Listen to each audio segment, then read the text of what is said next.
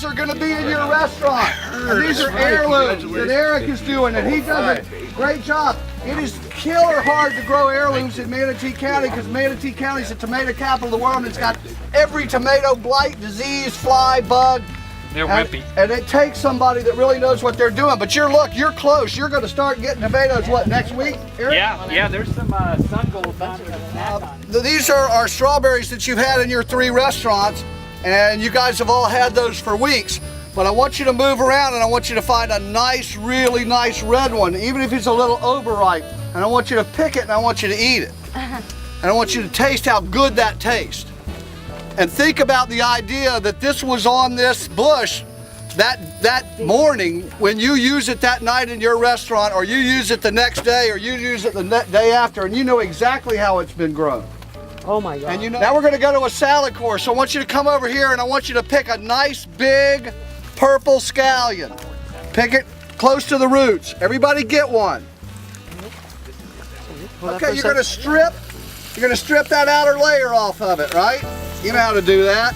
Strip that outer layer, and then you're going to take those roots by the edge. You're going to pick those, okay? So the dirt comes off with it.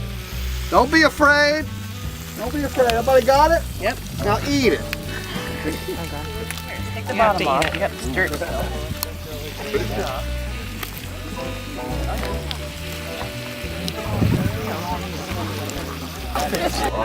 Woo, that's hot.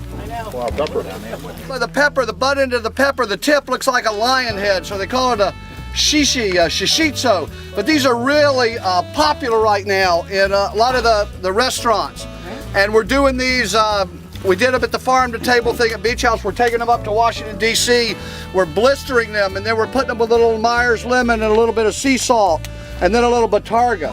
And you eat them like popcorn, really thin skin, mild, very good. Do not be afraid to try them.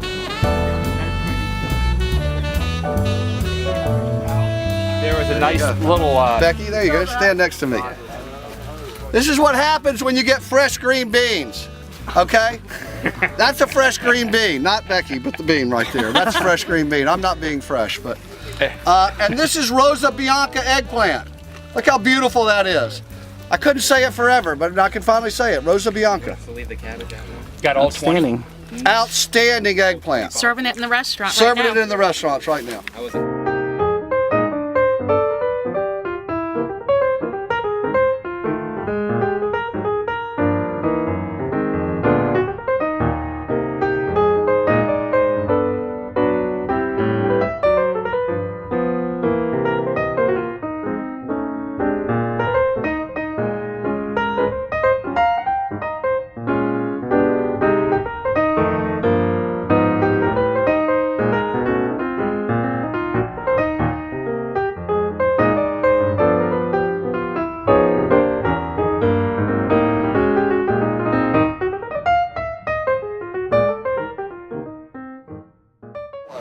And you know, as you look around here, you see all the kind of stuff that you will recognize from your salad mixes, the red oak and the bib, and we've got some new varietals that we're doing, the bok choy and tetsu, and we've got some Makanto kale down here, and we'll be experimenting with new things and working with the chefs on what do you see grown out of here, what can we do to help you.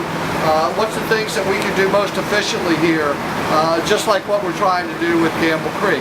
So this really represents the commitment to excellence from the back of the house and the kitchens to the floors, to the farm, to the compost, to the seafood that we buy and that we produce, and all of the things that we're invested in that we think are important and we think that differentiate us from the rest of the pack, and are something that we can help and bring everybody along, because this is the kind of thing that we need to be doing. People want to know where their food comes from.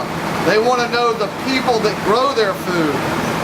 I mean, that's the ultimate. And they want to know how they grow their food, that they are not using GMOs, and that they're not using pesticides, and they're doing it in a sustainable way. And if we can do that and we can do it locally, we really can literally start making the kind of changes that we need to make. for the world and for the environment and for the next generation. We're partnering now with Able Elementary School. We're assisting them in providing all the seedlings for their gardens. We want to work with the middle schools that are around that have a culinary program. Southeast High School, which is growing things. MTI that's got the culinary program, and USF who has the hospitality program.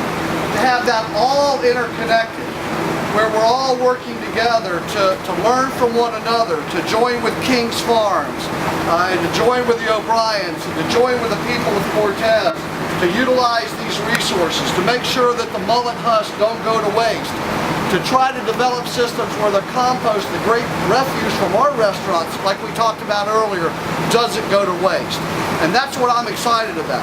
You know, that's what I want you all to see and feel and help develop, and be the core of the new change that goes on in our restaurant as we lead the way in this most important movement. I've been in this business for 35 years. I've never seen anything as important or as exciting as the local VOR movement. I've never had anything that gave me more excitement or more just enjoyed more than going out and being parts of this farm, that gave me more satisfaction. And when we can do that and impart that to our customers, and we can use our resources more widely, we've hit a big lick, both for our company and for what we ought to be doing to leave the world a little better place. And that's a wrap.